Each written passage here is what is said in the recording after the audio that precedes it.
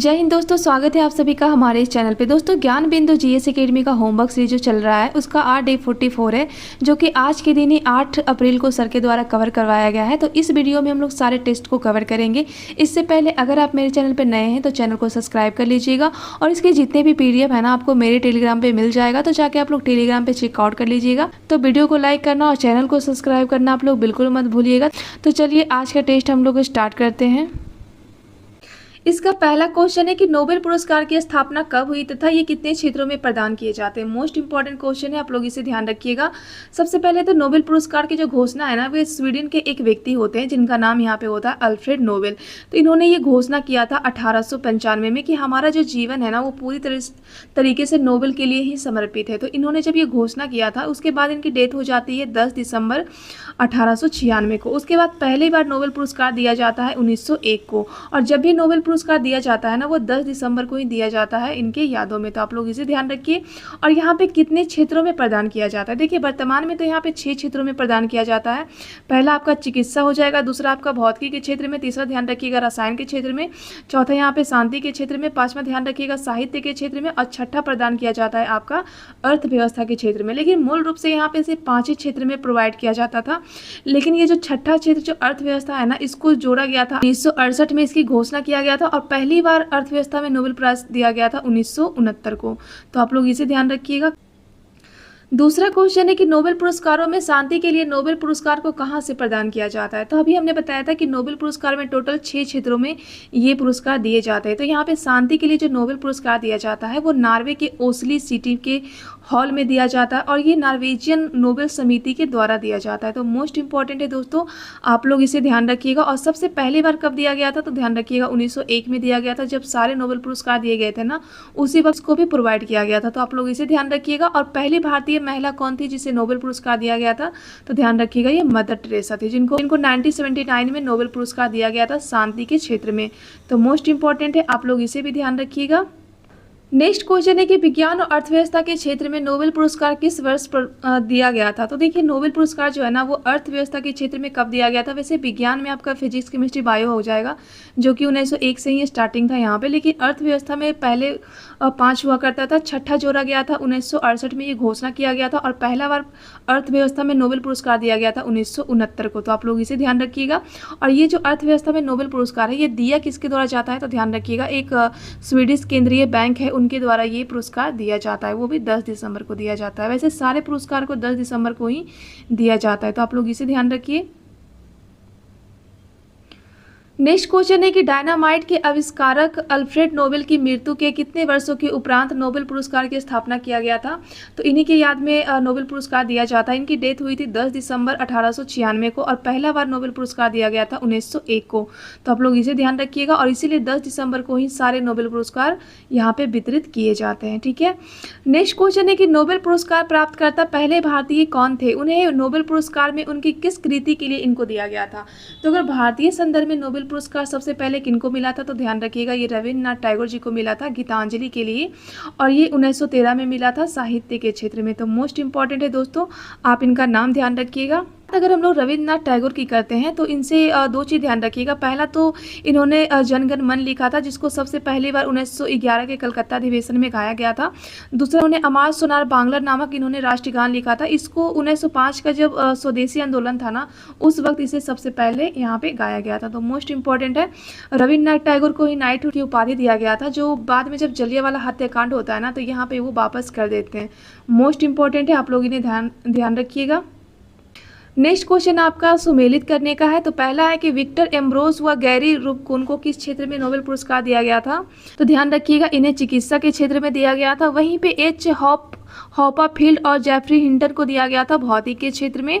वहीं पे David baker और जॉन जंपर को दिया गया था रसायन के क्षेत्र में, और साइमन जॉनसन और जो जेम्स रॉबिन्सन है ना इनको दिया गया है अर्थशास्त्र के क्षेत्र में। तो मोस्ट इंपॉर्टेंट है दोस्तों, आप लोग इनका नाम ध्यान रखिएगा। नेक्स्ट क्वेश्चन है कि निहोन हिंडाल्को समुद्र को 2024 में शांति में नोबेल पुरस्कार प्रदान किया गया, तो इनका संबंध किस देश से है? तो 2024 का शांति का सबसे पहले नोबेल पुरस्कार किसको दिया गया था? तो ध्यान रखिएगा इनको दिया गया था। इनका संबंध जापान से है। वैसे जो शांति का जो नोबेल पुरस्कार है ना, वो सबसे पहले कब दिया गया था? तो ध्यान रखिएगा 1901 में। और ये दिया किसके द्वारा जाता है? तो शांति का दिया जाता है आपका ओस्ले में दिया जाता है, नॉर्वे के ओस्ले में, और ये नॉर्वेजियन अवार्ड समिति के द्वारा दिया जाता है। तो मोस्ट इंपॉर्टेंट है, आप लोग इसे ध्यान रखिएगा। नेक्स्ट क्वेश्चन है कि चिकित्सा के क्षेत्र में नोबेल पुरस्कार प्राप्त करता सबसे पहले भारतीय कौन थे? देखिए चिकित्सा में सबसे पहले भारतीय कौन थे जिनको नोबेल पुरस्कार दिया गया था? तो ये 1968 में हरगोविंद खुराना को दिया गया था, और इनको दिया गया था अनुवांशिक कोड और प्रोटीन संश्लेषण के लिए इनको ये अवार्ड दिया गया था। तो मोस्ट इंपॉर्टेंट है दोस्तों, आप लोग इनका नाम ध्यान रखिएगा। नेक्स्ट क्वेश्चन है कि सन 1998 में अर्थशास्त्र के क्षेत्र में नोबेल पुरस्कार प्राप्त पहले भारतीय कौन थे? तो देखिए अर्थशास्त्र के क्षेत्र में 1998 में पहला भारतीय को नोबेल पुरस्कार मिला था अमर्त्य सेन को। इनका नाम ध्यान रखिएगा। इन्होंने कल्याणकारी अर्थव्यवस्था और सामाजिक विकास का सिद्धांत दिया था, इसीलिए इनको यहाँ पे अर्थशास्त्र में नोबेल पुरस्कार दिया जाता है। तो मोस्ट इंपॉर्टेंट है, ध्यान रखिएगा। नेक्स्ट क्वेश्चन है कि सन 2014 में नोबेल पुरस्कार विजेता कैलाश सत्यार्थी का संबंध किस आंदोलन से है? तो 2014 में कैलाश सत्यार्थी को नोबेल पुरस्कार मिला था जिनका संबंध बचपन बचाओ आंदोलन से है। तो मोस्ट इंपॉर्टेंट है, आप लोग ध्यान रखिएगा। नेक्स्ट क्वेश्चन है कि नोबेल पुरस्कार प्राप्त करता पहली भारतीय महिला कौन थी? अगर भारतीय के संदर्भ में पूछा जाएगा कि कौन सी ऐसी पहली भारतीय महिला थी जिनको नोबेल पुरस्कार दिया गया था, तो ध्यान रखिएगा ये मदर टेरेसा थी, जिनको 1979 में ये पुरस्कार दिया गया था, वो भी शांति के क्षेत्र में दिया गया था। ठीक है, इन्होंने प्रीता और मानवता के लिए सहायता किया था, इसके लिए इनको नोबेल पुरस्कार दिया गया था। तो शांति के क्षेत्र में कहाँ से दिया जाता है? ध्यान रखिएगा नॉर्वे के ओस्ले से दिया जाता है, नॉर्वेजियन अवार्ड समिति के द्वारा। तो मोस्ट इंपॉर्टेंट है दोस्तों, आप लोग ध्यान रखिएगा।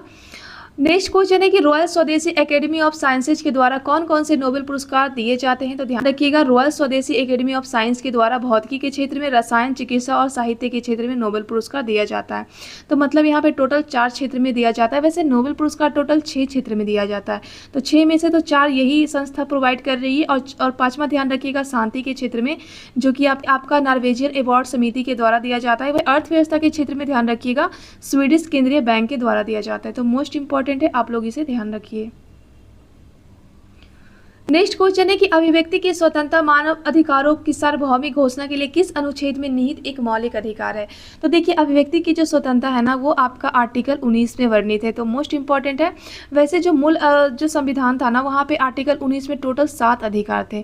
तो आर्टिकल 19 के 1 के अंतर्गत आपका वाक्य और अभिव्यक्ति की स्वतंत्रता था। वहीं पे दूसरा में आपका सभा करने की स्वतंत्रता था कि आप लोग सभा कर सकते हैं। तीसरा ध्यान रखिएगा कि यहाँ पे आप जब सभा कर सकते हैं तो संगठन भी तो बना सकते हैं ना, तो संगठन की स्वतंत्रता था। वहीं पे चौथा ध्यान रखिएगा कि यहाँ पे जब संगठन बनाए हो तो आपको घूमना फिरना पड़ेगा ना, तो घूमने फिरने का यहाँ पे स्वतंत्रता था। वहीं पे 5वां ध्यान रखिएगा कि यहाँ पे आप जब घूम फिर सकते हो तो आप कहीं पे भी बस सकते हो, तो मतलब बसने की स्वतंत्रता थी। उसके बाद पे 6ठा ध्यान रखिएगा कि जब आप बसते हो तो वहाँ पे आपको भूमि भी खरीदना पड़ेगा ना, तो आप भूमि भी खरीद सकते हो। ठीक है, तो ये 6ठा था। और वहीं पे 7वां यहाँ पे आपका आ जाएगा कि आप कोई भी तरीके का व्यापार कर सकते हो, लेकिन आप ना तो महिला का और ना ही आप जो नशीली पदार्थ होते हैं ना, उसका व्यापार बिल्कुल भी नहीं कर सकते हो। इसमें टोटल 7 अधिकार दिए गए थे मूल संविधान में, लेकिन इसमें एक 44वां संविधान संशोधन होता है 1978 में होता है। यहाँ पे जो भूमि का अधिकार था ना, इसका जो 1900 का जो 6 वाला जो अधिकार था कि आप भूमि खरीद सकते हो, इसको यहाँ पे से हटा दिया गया और भाग 12 के अंतर्गत 300 के क के अंतर्गत इसको कानूनी का अधिकार बना दिया गया था। तो मोस्ट इंपॉर्टेंट है, आप लोग इसे ध्यान रखिएगा। बात अगर हम लोग फंडामेंटल राइट की करते हैं मूल अधिकार का, तो मूल अधिकार का वर्णन कहाँ पे है? तो भाग 3 में आर्टिकल 12 से लेकर 35 तक का मूल अधिकार का वर्णन है, जिसको भारत का मैग्ना कार्टा के रूप में भी जाना जाता है। और ये हमने कहाँ से लिया है? तो यूएसए से लिया है। आप ध्यान रखिएगा कि 1931 का जो कराची अधिवेशन था ना, जिसकी अध्यक्षता पटेल जी किए थे, वहाँ पे सबसे पहले मूल अधिकार की मांग की गई थी। तो मोस्ट इंपॉर्टेंट है दोस्तों, आप लोग यहाँ से ध्यान रखिएगा। नेक्स्ट क्वेश्चन है कि शांति के नोबेल पुरस्कार की घोषणा कब और किस समिति के द्वारा किया गया था? तो मोस्ट इंपॉर्टेंट है, ये 1901 में सबसे पहले दिया गया था, और ये नॉर्वेजियन नोबेल समिति के द्वारा दिया जाता है, और ये नॉर्वे के अंतर्गत ओस्ले नामक जगह है, वहाँ पे ये इस पुरस्कार को वितरित किया जाता है। तो आप लोग इसे ध्यान रखिएगा। नेक्स्ट क्वेश्चन आपका देखिए रिवीजन सीरीज का है, जो कि आपका पिछला टेस्ट था ना, वहाँ पे मैंने काफ़ी डिटेल से ये सारे क्वेश्चंस कवर किए हैं। तो अगर आप लोग अभी तक वो वीडियो नहीं देखे हैं तो वो वीडियो जरूर देख लीजिएगा। तो इसका पहला क्वेश्चन है कि पहला राजकोषीय स्वास्थ्य सूचकांक में प्रथम स्थान पे कौन है, तो ये आपका उड़ीसा हो जाएगा। और इसे जारी किसके द्वारा किया गया है, तो नीति आयोग के द्वारा जारी किया गया है। दूसरा ध्यान रखिएगा, विश्व खुशहाली सूचकांक 2025 में भारत का स्थान कितने नंबर का है, तो ध्यान रखिएगा यहाँ पे पहले स्थान पे कौन है, तो यहाँ पे हो जाएगा फिनलैंड। और इंडिया यहाँ पे 118वें स्थान पे हो जाएगा। ठीक है, तीसरा क्वेश्चन है कि जलवायु परिवर्तन सूचकांक किसके द्वारा जारी किया जाता है, तो ये जर्मन वॉच के द्वारा जारी किया जाता है, जिसमें भारत का स्थान 10वें स्थान पे है भारत। तो इसे भी ध्यान रखिए दोस्तों। नेक्स्ट क्वेश्चन है कि हिलने पासपोर्ट इंडेक्स में भारत का स्थान क्या है, तो ध्यान रखिएगा 50वें नंबर का हो जाएगा। और इसमें सबसे प्रथम स्थान पे यहाँ पे सिंगापुर हो जाएगा, तो आप लोग इसे भी ध्यान रखिए। नेक्स्ट आपका है कि ग्लोबल फायर पावर में भारत का स्थान कितने नंबर का है, तो ये चौथे स्थान पे। अब पहले स्थान पे यहाँ पे यूएसए हो जाएगा, दूसरा रूस हो जाएगा, तीसरा चीन हो जाएगा और चौथे पे इंडिया हो जाएगा। वहीं पे अगर एशिया फायर पावर में पूछा जाएगा तो यहाँ पे इंडिया का स्थान तीसरे नंबर पे हो जाएगा, जो कि ये जापान को पीछे ढकेल के इंडिया तीसरे स्थान पे आया है। यहाँ पे पहले स्थान पे यूएसए है और दूसरा स्थान पे यहाँ पे चीन है, तो आप लोग इसे भी ध्यान रखिए। नेक्स्ट यहाँ पे कि वैश्विक भूख सूचकांक में भारत का स्थान क्या है, तो यहाँ पे भारत 105वें स्थान पे है। वहीं पे मानव विकास सूचकांक 2025 में कौन सा राज्य शीर्ष पे है, तो ध्यान रखिएगा यहाँ पे केरला और उत्तराखंड हो जाएगा। तो मोस्ट इंपॉर्टेंट है दोस्तों, आप लोग इसे ध्यान रखिएगा। नेक्स्ट क्वेश्चन है कि वायुमंडल के संगठनों में कई गैसों का योगदान होता है, जिसमें से 99% भाग किन गैसों का विस्तार है, तो ध्यान रखिएगा वायुमंडल में कई तरह के गैस है, लेकिन 99% जो गैस है ना वो 2 तरीके के गैसों से ही भरा पड़ा है। तो पहला तो नाइट्रोजन हो जाएगा 78% और वहीं पे ऑक्सीजन आपका 20.9 मतलब लगभग 21% हो जाएगा। वहीं पे अगर कार्बन डाइऑक्साइड की बात करते हैं तो यहाँ पे 0.03% हो जाएगा। तो मोस्ट इंपॉर्टेंट है दोस्तों, कई बार एग्जाम में पूछा गया ये क्वेश्चन, तो आप लोग इसे ध्यान रखिएगा। नेक्स्ट क्वेश्चन है कि हेनसोंग के अध्ययन के समय नालंदा विश्वविद्यालय के कुलपति कौन थे। देखिए ये क्वेश्चन काफ़ी बार एग्जाम में पूछा गया है कि जब हेनसोंग भारत आते हैं, सबसे पहले तो ये भारत कब आते हैं, तो हर्षवर्धन के समय में ये भारत आते हैं। तो ये आते हैं भारत तो नालंदा विश्वविद्यालय में स्टडी करने के लिए जाते हैं बौद्ध धर्म के महायान शाखा से। तो उस वक्त नालंदा विश्वविद्यालय के कुलपति होते हैं सीलभद्र, तो आप लोग इनका नाम ध्यान रखिएगा। बात अगर हम लोग नालंदा विश्वविद्यालय की करते हैं तो इसकी स्थापना किया गया था गुप्ता काल में किया गया था कुमारगुप्त के द्वारा। अगर आपसे क्वेश्चन पूछा जाएगा कि सबसे प्राचीन विश्वविद्यालय कौन है, तो ध्यान रखिएगा तक्षशिला विश्वविद्यालय हो जाएगा। इसकी स्थापना किया गया था राजा तक्ष के द्वारा। वहीं पे दूसरा पूछा जाएगा तो नालंदा हो जाएगा। तीसरा पूछा जाएगा तो ध्यान रखिएगा विक्रमशिला विश्वविद्यालय, जिसकी स्थापना धर्मपाल के द्वारा किया गया था। वहीं पे ओदंतपुरी विश्वविद्यालय की स्थापना किसके द्वारा किया गया था, तो ध्यान रखिएगा गोपाल के द्वारा किया गया था। मोस्ट इंपॉर्टेंट है दोस्तों, आप लोग इसे ध्यान रखिएगा। वैसे हेनसोंग जब भारत आते हैं ना तो इन्होंने एक बुक लिखा था, कौन सा बुक लिखा था कमेंट में बताइएगा, जिससे कि आपका रिवीजन हो। तो वहाँ पे इन्होंने महाकुंभ जो मेला है ना उसका उन्होंने वर्णन किया था, तो आप लोग इसे भी ध्यान रखिएगा।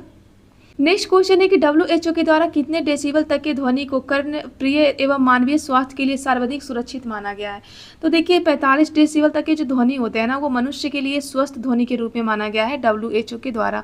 बात अगर हम लोग WHO की करते हैं तो इसकी स्थापना होती है 7 अप्रैल 1948 को, जिसका हेडक्वार्टर आपका जनेवा में है। और इसीलिए 7 अप्रैल को प्रत्येक वर्ष विश्व स्वास्थ्य दिवस के रूप में भी हम लोग मनाते हैं। इसके वर्तमान में अध्यक्ष पूछा जाएगा तो ध्यान रखिएगा टेड्रोस अधनॉम हो जाएंगे इनके वर्तमान के अध्यक्ष। लोग इसे भी ध्यान रखिएगा। बात अगर हम लोग ध्वनि की करते हैं तो ध्वनि से ध्यान रखिएगा कि इसको मापा किससे जाता है, तो डेसिबल से मापा जाता है। इसको चलने के लिए हमें माध्यम की आवश्यकता पड़ती है और सबसे ज़्यादा माध्यम कहाँ पे होता है, तो ठोस में होता है। उसके बाद फिर आपका द्रव हो जाएगा, उसके बाद आपका गैस हो जाएगा। तो मोस्ट इंपॉर्टेंट है दोस्तों, आप लोग ध्यान रखिएगा। और ध्वनि जो है ना वो कभी भी निर्वात में गमन नहीं करती है, तो आप लोग इसे भी ध्यान रखिएगा।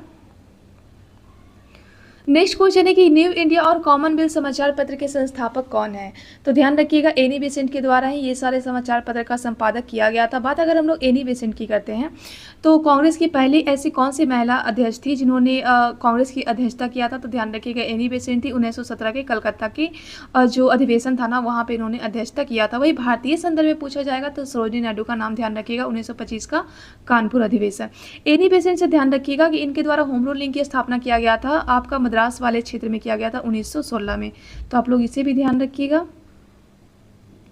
नेक्स्ट क्वेश्चन है कि तारों में पाए जाने वाली गैसों में हाइड्रोजन और हीलियम का प्रतिशत कितना होता है, तो तारों में सबसे ज़्यादा आपको हाइड्रोजन गैस देखने को मिलता है। हीलियम तो हाइड्रोजन आपका 71% होता है, वहीं पे हीलियम आपका 26.5% होता है। तो इसी के कारण तारों में नाभिकीय संलयन का प्रोसेस होता है, जिससे उनके पास खुद का ऊर्जा और उष्मा होता है, तो आप लोग इसे भी ध्यान रखिएगा। नेक्स्ट क्वेश्चन है कि ऑस्टियोमलेशिया नामक रोग किसमें होता है और उम्र के आधार पे इसे बताइए और किसकी कमी के कारण होता है। तो ये जो ऑस्टियोमलेशिया रोग है ना दोस्तों, ये आपका वयस्कों में होता है और ये विटामिन डी के कारण होता है। तो मोस्ट इंपॉर्टेंट है दोस्तों, आप लोग ध्यान रखिएगा। नेक्स्ट क्वेश्चन है कि निम्न में से कौन सा रोग वायरस द्वारा नहीं होता है। तो इनमें से ऐसा कौन सा रोग है जो वायरस के द्वारा नहीं होता है। तो देखिए जुकाम तो वायरस के द्वारा होता है, ये तो होता है। वहीं पे निमोनिया वायरस के द्वारा नहीं होता बल्कि ये जीवाणु के द्वारा होता है। वहीं पे प्लेग भी आपका जीवाणु के द्वारा होता है। रेबीज आपका जो कुत्ते काटते हैं या फिर बंदर काटते हैं तो ये भी वायरस के द्वारा होता है। एड्स भी वायरस के द्वारा होता है। HIV ध्यान रखिएगा।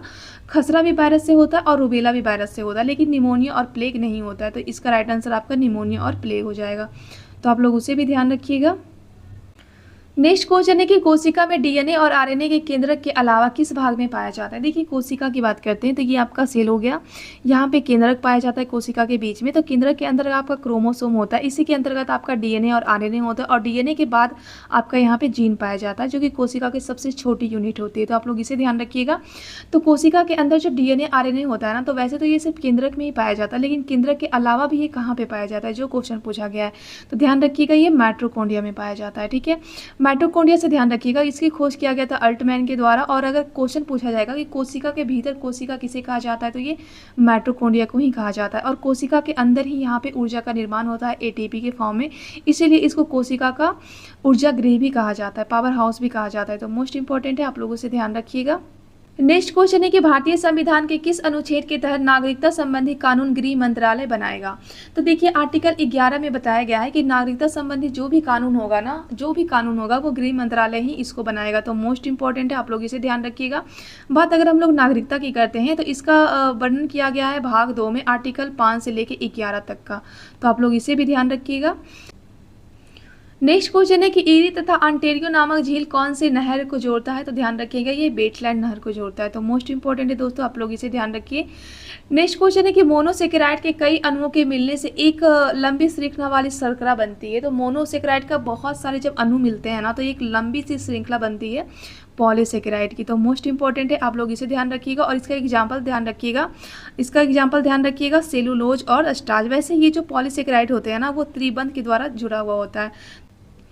नेक्स्ट क्वेश्चन यहाँ पे देखिए, इसको मिलाने पे कौन सा शर्करा बनेगा। तो ग्लूकोज को अगर हम ग्लूकोज से मिलाते हैं ना तो यहाँ पे माल्टोज बनता है। और माल्टोज से ध्यान रखिएगा कि इसे हम लोग सूखा फल वाला शर्करा भी कहते हैं। तो मोस्ट इंपॉर्टेंट है दोस्तों, ये एग्जाम में पूछा हुआ क्वेश्चन है, तो आप लोग इसे ध्यान रखिए। दूसरा ध्यान रखिए कि ग्लूकोज को जब हम फ्रुक्टोज से मिलाते हैं तो ये सुक्रोज बनता है और इसी को हम लोग चीनी या फिर गन्ना शर्करा के नाम से भी जानते हैं। तीसरा यहाँ पे ग्लूकोज और गैलेक्टोज को मिलाते हैं तो ये लैक्टोज बनता है। और लैक्टोज कहाँ पे पाया जाता है तो इसको हम लोग मिल्क शर्करा कहते हैं क्योंकि ये दूध में पाया जाता है। तो आप लोग इसे ध्यान रखिए, काफ़ी इंपॉर्टेंट है, एग्जाम में काफ़ी बार यहाँ से क्वेश्चन रिपीट हुए हैं, तो आप लोग उसे देख लीजिए। नेक्स्ट क्वेश्चन है कि कार्यपालिका का न्यायपालिका से और न्यायपालिका का विधायिका से पृथक्करण का वर्णन किस अनुच्छेद में किया गया है। तो ध्यान रखिएगा कार्यपालिका का जो न्यायपालिका से पृथक्करण है ना वो आर्टिकल 50 में बताया गया है। वहीं पे विधायिका के संदर्भ में पूछा जाएगा तो ध्यान रखिएगा आर्टिकल 122 हो जाएगा। तो मोस्ट इंपॉर्टेंट है दोस्तों, काफ़ी बार एग्जाम में पूछा गया एक क्वेश्चन है, तो आप लोग इसे ध्यान रखिएगा। नेक्स्ट क्वेश्चन है कि प्रशुल्क और व्यापार संबंधित समझौते पे कब और कितने देशों ने हस्ताक्षर किया था और इसे किस नाम से जाना जाता है। तो ध्यान रखिएगा यहाँ पे 23 देशों के द्वारा यहाँ पे सिग्नेचर किया गया था 1947 में और इसका नाम रखा गया था गैट। बाद में यही गैट को 1 जनवरी 1995 में इसका नाम रख दिया जाता है WTO, जिसका मुख्यालय ध्यान रखिएगा जनेवा में है। और WTO से ध्यान रखिएगा इनके वर्तमान के अध्यक्ष यहाँ पे हो जाएंगे नागोजी, जो कि नाइजीरिया के व्यक्ति हैं। तो इनका नाम ध्यान रखिएगा, काफ़ी बार एग्जाम में पूछा हुआ क्वेश्चन है दोस्तों। नेक्स्ट क्वेश्चन है कि भारतीय मानक समय रेखा और कर्क रेखा किस राज्य में एक दूसरे को काटती है। तो ध्यान रखिएगा ये आपका इंडिया हो गया, यहाँ से आपका मानक रेखा आ रही है और ये भारत में जो कर्क रेखा है ना भारत को 2 भागों में कट कर रही है। तो एक दूसरे को कहाँ पे मिलती हैं तो छत्तीसगढ़ में सूरजपुर जिला के पास बघेलखंड का पठार है, वहाँ पे एक दूसरे को ये काटती हैं। तो मोस्ट इंपॉर्टेंट है, आप लोग ध्यान रखिएगा। आप लोग कमेंट में बताइएगा कि भारतीय मानक समय रेखा और कर्क रेखा भारत के कितने राज्यों से होकर गुजरती है। तो कमेंट जरूर कीजिएगा जिससे कि आपका रिवीजन हो। नेक्स्ट क्वेश्चन है कि बिली चक्रवात किस देश से संबंधित है तथा किस महासागरीय जलधारा द्वारा इसकी उत्पत्ति होती है। तो ध्यान रखिएगा यहाँ पे ये ऑस्ट्रेलिया आपका हो जाएगा। यहाँ पे ऑस्ट्रेलिया का जो पूर्वी तट है ना, यहाँ पे एक जलधारा चलता है ऑस्ट्रेलिया का पूर्वी जलधारा, ठीक है। तो यहीं पे ये चक्रवात का उत्पन्न होता है बिली चक्रवात। वैसे जो हमारा प्रवाल भीति है ना, ग्रेट बैरियर रीफ है, वो भी ऑस्ट्रेलिया के पूर्वी तट पर ही अवस्थित है। तो इसका राइट आंसर आपका ऑस्ट्रेलिया हो जाएगा, तो इसे भी ध्यान रखिएगा। नेक्स्ट क्वेश्चन है कि भारत में किस मिट्टी को अंतर्राष्ट्रीय रूप से उष्णकटिबंधीय चेरनोजम कहा जाता है। तो ध्यान रखिएगा काली मिट्टी को ही हम लोग उष्णकटिबंधीय चेरनोजम के नाम से जानते हैं।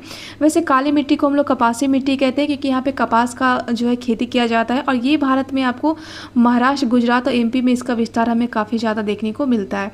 साथ ही साथ इसे हम लोग कपासी मिट्टी भी कहते हैं और ज्वालामुखी मिट्टी भी कहते हैं। तो आप लोग ये भी ध्यान रखिएगा, क्वेश्चन एग्जाम में पूछे गए यहाँ से। नेक्स्ट क्वेश्चन है कि निम्नलिखित में से कौन सा कथन यहाँ पे सही है। देखिए यहाँ पे पहला कथन है कि रिम ऑफ पैसिफिक अभ्यास वायुसेना के द्वारा किया गया है।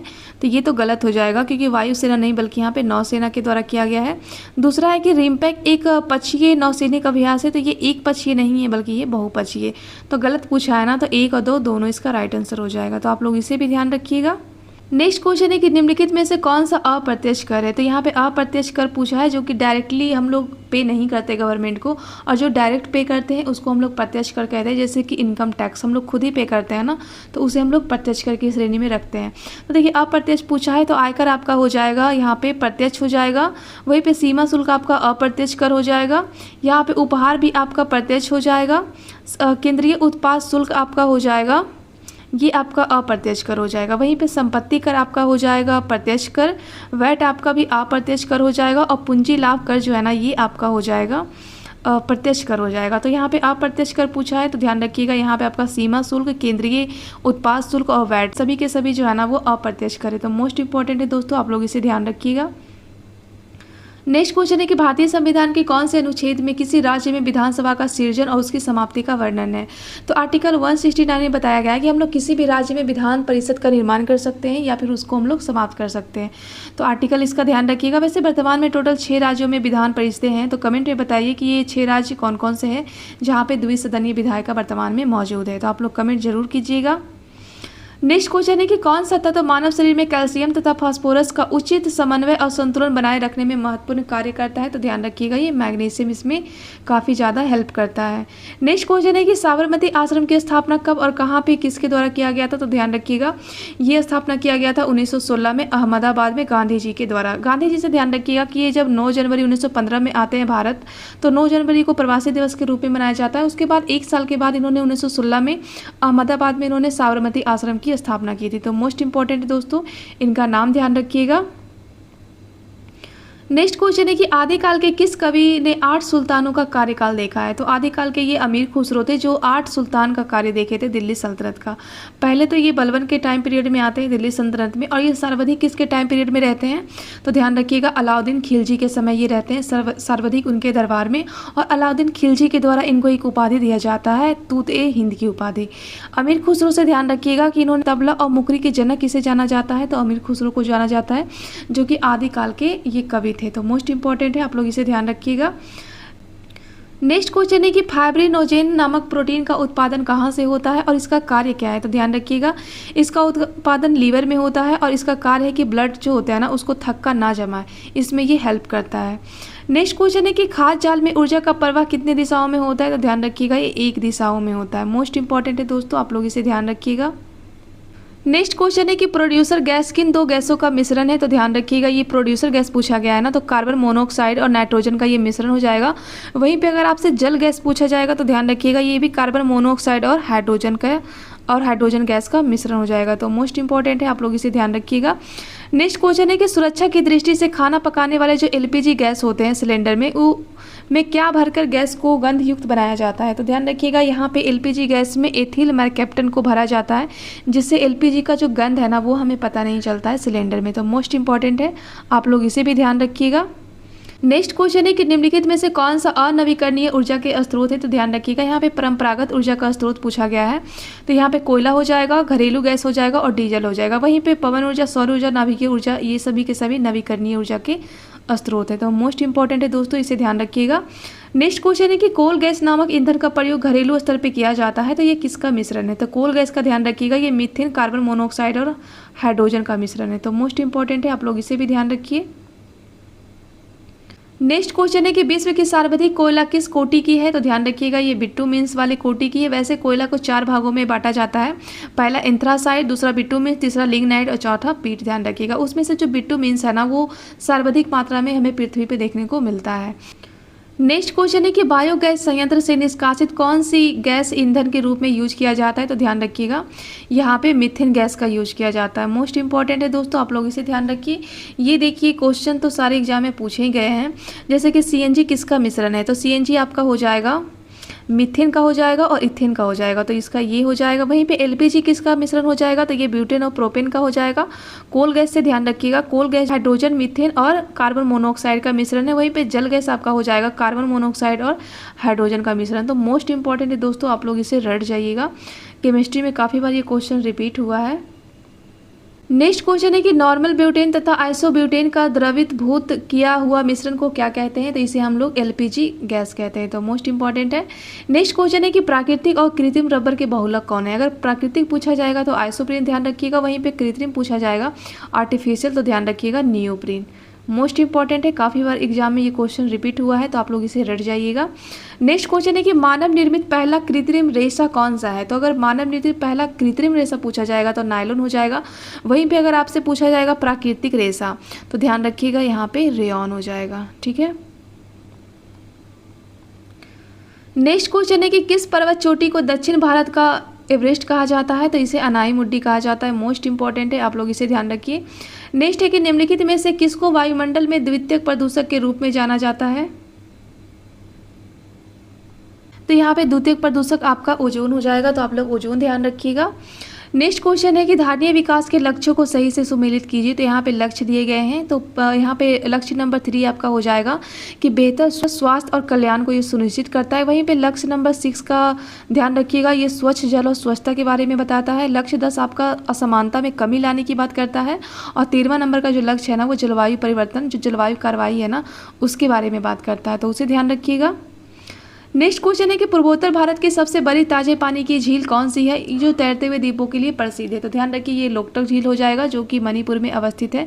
मोस्ट इंपॉर्टेंट है दोस्तों, आप लोग इनका नाम ध्यान रखिएगा। नेक्स्ट क्वेश्चन है कि भारत का नवीनतम तथा सबसे बड़ा परमाणु ऊर्जा संयंत्र कौन सा है। तो ध्यान रखिएगा ये कुंडमकुलम परमाणु संयंत्र होगा। काफ़ी बार एग्जाम में पूछा हुआ क्वेश्चन है ये, तो आप लोग इसे ध्यान रखिए। नेक्स्ट क्वेश्चन है कि आहार श्रृंखला के प्रत्येक पोषी स्तर पर कुल ऊर्जा का कितना प्रतिशत अगले पोषी को ट्रांसफर किया जाता है। तो ध्यान रखिएगा जो यहाँ पे 10% ट्रांसफर किया जाता है सेकेंड पोषी स्तर पे, तो मोस्ट इंपॉर्टेंट है।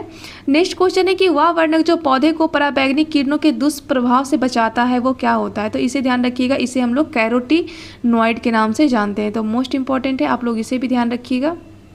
नेक्स्ट क्वेश्चन है कि वे कौन से सूक्ष्म जीव है जो मृत और क्षय सामग्री को ह्यूमस से बदलते हैं तथा वो मिट्टी को समृद्ध बनाते हैं। तो ये अपघटकों के द्वारा ये प्रक्रिया किया जाता है, तो आप लोग इसे भी ध्यान रखिए। दो पारिस्थितिकी तंत्रों के बीच संक्रमण का क्षेत्र क्या कहलाता है, तो इसे हम लोग इकोटोन कहते हैं। काफ़ी बार एग्जाम में पूछा गया है, रेलवे में भी पूछा गया है, तो आप लोग इसे भी ध्यान रखिएगा। नेक्स्ट क्वेश्चन है कि कौन सा राष्ट्रीय उद्यान पूर्वी शाही शिकार है जो बाघों और तेंदुआओं तथा दलदली मगरमच्छ का निवास है। तो ये आपका रणथंभौर टाइगर रिजर्व हो जाएगा, तो मोस्ट इंपॉर्टेंट है, ये टाइगर रिजर्व का नाम ध्यान रखिएगा। नेक्स्ट क्वेश्चन है कि प्राचीन भारत का विख्यात राजनीतिक ये वत्सकार थे, किसके दरबार में मंत्री हुआ करते थे। तो ध्यान रखिएगा ये अजातशत्रु के दरबारी मंत्री थे। मोस्ट इंपॉर्टेंट है, यहाँ से एग्जाम में क्वेश्चन काफ़ी बार पूछा गया है। नेक्स्ट क्वेश्चन है कि अशोक द्वारा अपने पड़ोसियों के साथ मैत्रीपूर्ण संबंधों का वर्णन कौन से अभिलेख में है। तो अभिलेख नंबर 2 और अभिलेख नंबर 3। वैसे अभिलेख नंबर 2 में इन्होंने दक्षिण भारत के राज्यों का वर्णन किया है, और 13वां ध्यान रखिएगा कि 13वां में इन्होंने उत्तर भारत और मध्य भारत के राज्यों का उन्होंने वर्णन किया है, तो आप लोग उसे भी ध्यान रखिएगा। नेक्स्ट क्वेश्चन है कि बिहार में किस निम्नलिखित महापुरुष की जन्मस्थली नहीं है, यहाँ पे नहीं है पूछा गया है। तो गुरु गोविंद सिंह का तो जन्म पटना में हुआ था, गौतम बुद्ध का जन्म यहाँ पे नहीं हुआ था, बल्कि इनका जन्म नेपाल के लुम्बिनी में हुआ था। वहीं पे महावीर का जन्म भी यहीं पे हुआ था, और आर्यभट्ट का भी हुआ था। तो इसका राइट आंसर आपका क्या हो जाएगा, गौतम बुद्ध हो जाएगा।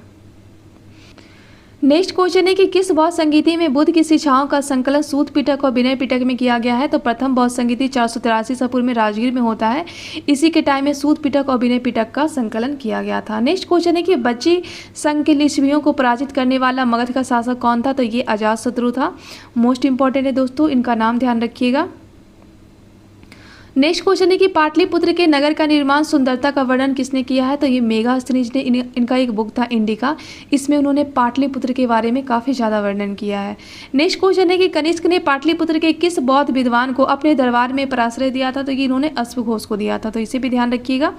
नेक्स्ट क्वेश्चन है कि गागरी संहिता में पाटलिपुत्र पे यवनों के आक्रमण का उल्लेख देखने को मिलता है। तो यवनों का जो आक्रमण हुआ था जिसमें से डेमेट्रियस और मिनांडर का आक्रमण का वर्णन हमें देखने को मिलता है, तो ये किसके शासन पीरियड में हुआ था? तो ध्यान रखिएगा ये शुंग वंश के यहाँ पे राजा हुआ करते थे पुष्यमित्र, तो उनके शासन में यहाँ पे यवनों ने आक्रमण किया था। नेक्स्ट क्वेश्चन है कि किस शासक ने स्वयं को लिच्छवी का दौहित्र कहा है? तो ध्यान रखिएगा समुद्रगुप्त के द्वारा कहा गया है। नेक्स्ट क्वेश्चन है कि किस शासक ने उदंतपुरी बिहार शरीफ में बौद्ध विहार की स्थापना करवाया था? तो ध्यान रखिएगा गोपाल के द्वारा करवाया गया था। नेक्स्ट क्वेश्चन है कि बोध गया के जो महाबोधि मंदिर है उसको क्षति सबसे पहले किस शासक ने पहुंचाया था? तो ध्यान रखिएगा ये शशांक के द्वारा पहुंचाया गया था। जो महाबोधि जो वृक्ष है ना दोस्तों, ये 5वीं पीढ़ी का वृक्ष है और ये बीपीएससी में पूछा हुआ क्वेश्चन है, तो आप लोग इसे भी ध्यान रखिए। नेक्स्ट क्वेश्चन है कि कलिंग नरेश खारवेल ने कहाँ से वेश कीमती उपहार इन्होंने प्राप्त किया था? तो अंग और मगध से इन्होंने वेश कीमती उपहार प्राप्त किया था। नेक्स्ट क्वेश्चन है कि मेघासनिज का पाटलिपुत्र में आगमन कब होता है? तो ध्यान रखिएगा लगभग 302 ईसा पूर्व में मेघासनिज पाटलिपुत्र में आते हैं। नेक्स्ट क्वेश्चन है कि बिहार का जो चिरांद नामक पुरा स्थल है वो प्राचीन संस्कृति के किस काल से संबंधित है? तो ध्यान रखिएगा ये नवपाषाण काल से संबंधित है। काफ़ी इंपॉर्टेंट है, यहाँ से काफ़ी बार एग्जाम में क्वेश्चन पूछे गए हैं दोस्तों। नेक्स्ट क्वेश्चन है कि नालंदा में स्थित जो बड़ा गांव है नालंदा का पता किसने लगाया था? तो ये कनिंघम के द्वारा लगाया गया था। यहाँ पे 75 क्वेश्चन मैं आपको कवर करवा दी हूँ। तो ये वीडियो आपको कैसा लगा कमेंट में ज़रूर बताइएगा और वीडियो को ज़्यादा से ज़्यादा आप लोग शेयर करना और लाइक करना बिल्कुल मत भूलिएगा। तो चलिए हम लोग मिलते हैं नेक्स्ट वीडियो में।